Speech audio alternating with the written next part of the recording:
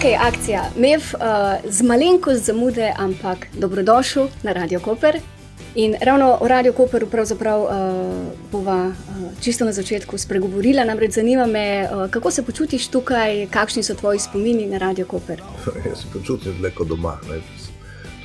To je moj drugi dom dolga leta. Mislim dolga leta, pred dolgimi leti, ampak v bistvu tudi, ko sem delal tukaj, nisem se delal 6 let ali 7, preko sem šel na televizijo, ma tudi, ko sem bil na televiziji, sem bil vedno na radio, pa tudi, ko sem šel na SZDL, sem prihajal na radio, pa tudi, ko sem bil na Primorskih novicah, vedno sem prihajal. In še zdaj, kar naprej rinem sem na radio mi meni najbolj fajn, so taki fajni ljudje tukaj. Tako. No, opazili smo, da Radio Koper pravzaprav omeniš v vsakem intervjuju. Slišali pa smo tudi, da Radio Koper poslušaš v spalnici. A to drži? Ja, ker itak drugega ne lovi tam. Ne, ampak ne, imam Radio Koper zaradi tega, ker zjutraj, ko se zabudim, je fajn slišati, kaj se dogaja, da nisi kaj še neumnosti, recimo, zamudil, ne, kaj so, recimo, so kakšnega časa zaprli, ali pa kaj takšnega, ne. To zveš najprej tukaj. Tako imam razdeljeno, v avtu in v spalnici je Radio Koper, v kuhinji je drugi radio, nacionalni, v službi je pa spet televizija in na televizija TV Mandrač in na TV Mandraču se spet vrti Radio Koper, tako da jaz vas nadzorujem bolj kot vaši šefi. Ko se je kaj vrtelo tako neskončno, da sem jaz klical prvi, kaj se je zgodilo, ne. Komu so namenjene tvoje pesmi? Moje, jaz upam, da so ljudem, ki so podobnega razmišljanja kot jaz, jaz ne delam, da bi dobil ali prepričal tiste, ki jim ni do tega. Pač tisti, ki razmišljajo na vsaj malo podoben način, tisti poslušajo to mojo muziko. Jaz imam eno veliko srečo, imam namreč. Jaz ne grem delati plošče z dvomom, kdo jo bo kupil. Jaz približno vem, kdo jo bo kupil in teh ljudi, recimo, da je danes, recimo za prejšnjo ploščo, za prvi album z NOB-jem jih je bilo recimo tam po moje 800 do 1000 tistih, ki so jo kupili in ki poslušajo, pa za drugo jih je bilo že, mislim, da že 1200, zdaj jih bo pa po moje že kar 1500, ker se pač prihajajo nove generacije, veš, in pa starši prisilijo otroke, da morajo poslušati unga Mefa starega in potem se oni nekako navadijo na to. Tako da mene ne skrbi prodaja albuma, posebej zdaj, ko ga prodajam sam, ker sem šel samo založbo, ne da ga sam prodajam, sem samozaložnik in vem, kdo bojo kupili, vem, kam gremo igrati, kje so ljudje, ki poslušajo to in za njih napišem te pesmi. To so, če bi opisal karakter, kakšen človek je to je človek, ki bi lahko živel tudi v enem prejšnjem sistemu, pa tudi v današnjem sistemu enako dobro, samo če bi mu pustili, da ohrani svojo pamet. Tale album Najboljša leta si predstavil prvič v Gledališču Koper, kaj pa, kako kaže za naprej, so že potrjeni kakšni špili? Ja, smo morali narediti v bistvu pauzo, ker imamo par ljudi, ki niso tukaj in tudi po svoje nam paše, da zdaj še malo zvadimo vse skupaj in imamo, recimo, kaj so v večjih, ne omenim, da gremo 31. januarja v Cankarjev dom, da gremo 8. februarja v Sežano v kulturni dom za kulturni praznik, kar se mi zdi posebej fajn, da bomo verjetno, mislim, prvi teden aprila bili v Novi Gorici v kulturnem domu, da bomo vmes verjetno 7. februarja v Ajdovščini in tako, mi moramo koncentrirati tudi tiste datume, ko smo vsi tukaj, zato da bo pač gre polna zasedba.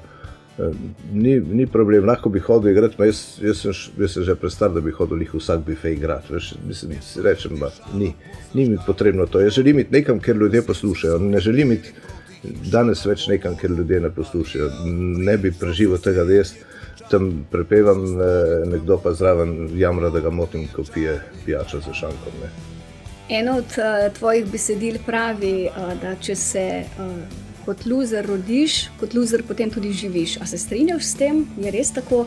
Ali je sreča opoteča? Ne, jaz v bistvu govorimo o tipih, ki radi jamrejo, ki jamrejo o tem, kako je kako imajo vedno smolo ravno oni in tako naprej, pa v resnici, če pogledaš, sploh nimajo take smole. Ne, no in to je tisto, govorim v bistvu malo sarkastično, povem, da vsi so, na koncu so, eni so umrli, eni so zginili iz tega sveta, eni so morali biti doma kar naprej, oni pa še zmeri sedel tam lepo s pivičko pred restauracijo in ljudsko in jamral, kakšen loser je, ampak včasih se splača biti tak loser.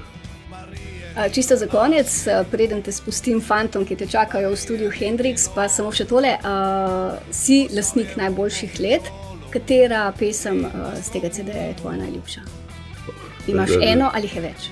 Veš, da sploh v bistvu ne vem, mi je tako, bom rekel, da začel sem delati najboljša leta Marijo in Loserja, pravzaprav za Slavka Ivančiča, pa ni bil za to.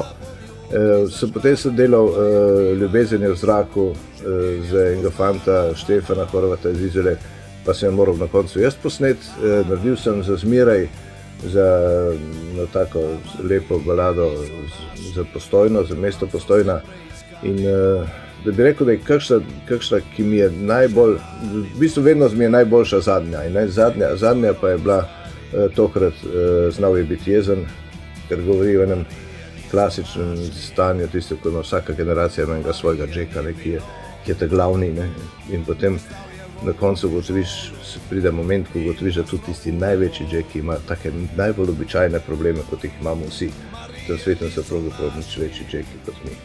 Čisto za konec, kaj pričakuješ od današnjega Radia Live? Ne, jaz vem, kaj pričakujem, bojim se, da vi ne veste, kaj pričakovati. Namreč jaz zdaj nastopam, že na samem koncertu smo pokazali ene 3 verzije. Ena, kjer igramo z Armandom Šturmanom in z Gorazdom Radojevićem, ki je akustična verzija. Je potem tista ta velika skupna, ki je najbolj taka, da rečem, za velike dvorane. In je ta srednja, ki je pa v bistvu rockerska. In to danes bo zelo žgalo, se bojim, tam po studiu Hendrix nam paše, vsi smo ista generacija z 10. brata in nam tako paše žgati, ko strelja, tako da uživamo, da se bojimo, da nam gre malo že na otročje, ampak res bo precej ropotalo in sem vesel. To mi je trenutno najbolj uživam to delati, ker ostalo sem že izprobal, tega pa še nisem. Res ste to poznate, tiste za unga suhega iz Portoroža, ki mi izveže reče, Mona, kaj ti poješ, ki nimaš posluha. To je pesem zanj. San je bil tip, posebej tihe vrste, govoril je malo, je pa žvižgal na prste.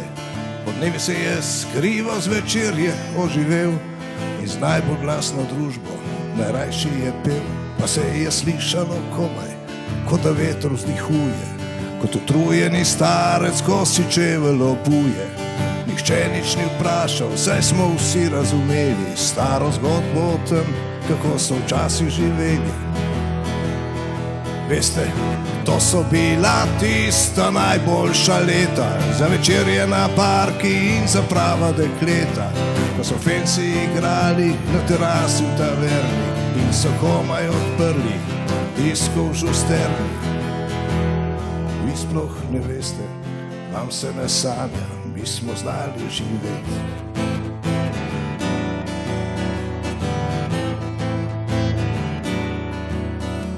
San je bil tip generacije morja, z obzidja so šteli korake do obzorja, vsi so šteli premalo, le sam ni preveč. Končal je v časopisu, kot še ena od nesreč, ko so ga našli, bilo je, kot da veter vzdihuje, kot utrujeni starec, ko si čevelj obuje.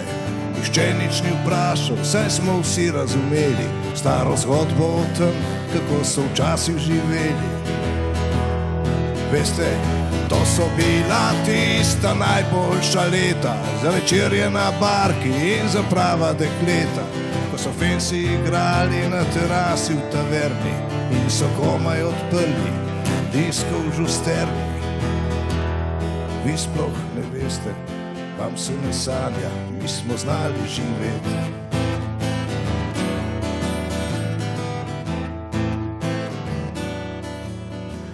Nikoli ni spoznal preproste resnice, da v zraku ne zaspijo niti največje ptice. Veste, to so bila tista najboljša leta, za večerje na barki in za prava dekleta, ko so fensi igrali na terasi v taverni in so komaj odprli disko v žusterni. Vi sploh ne veste, vam se ne sanja, kako je igrati na razglašeno kitaro. Mi smo znali živeti, mi smo znali živeti, mi smo znali živeti, mi smo znali živeti. Ok, hvala lepa.